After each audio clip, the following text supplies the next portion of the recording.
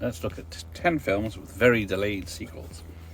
So, first one up is Mad Max. So this one came out in 1979. That's all good. That had a sequel, Mad Max 2, or The Road Warrior, in 81. And then the third one, Mad Max Beyond Thunderdome, in 1985.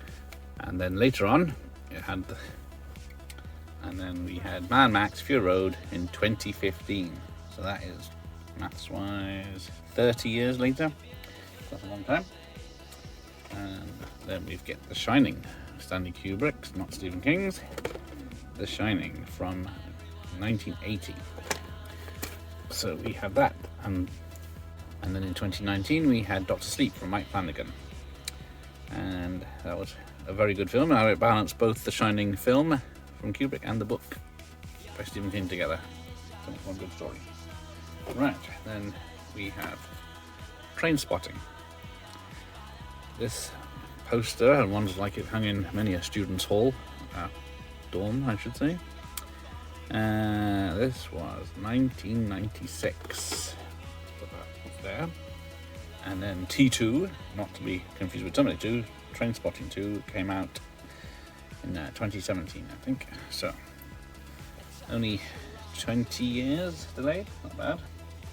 Then, 1986, this classic 80s film, even though probably it's not that great, but the soundtrack and the look of it and the planes flying everywhere makes up for it. So, hopefully, it's been much delayed, but next month we will see Top Gun 2, which is what, another 30 years later.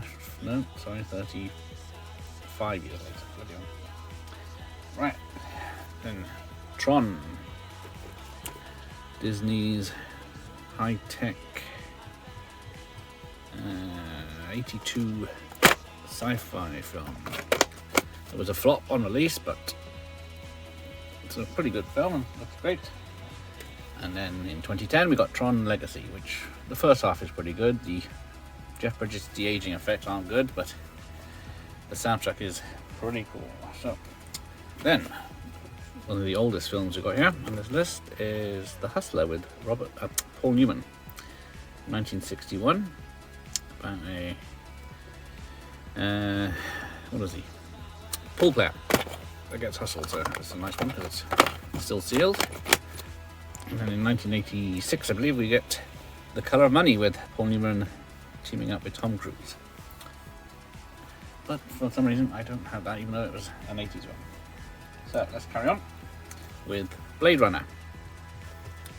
This is the old version, not 82, but the year it came out, but close enough. Okay, let's put that one there.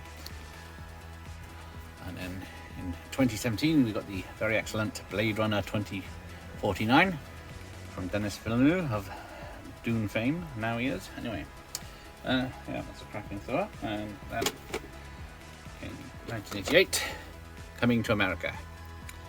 Eddie Murphy at the height of his 80s-ness. Yeah, this is probably peak Eddie. Coming to America in 1988.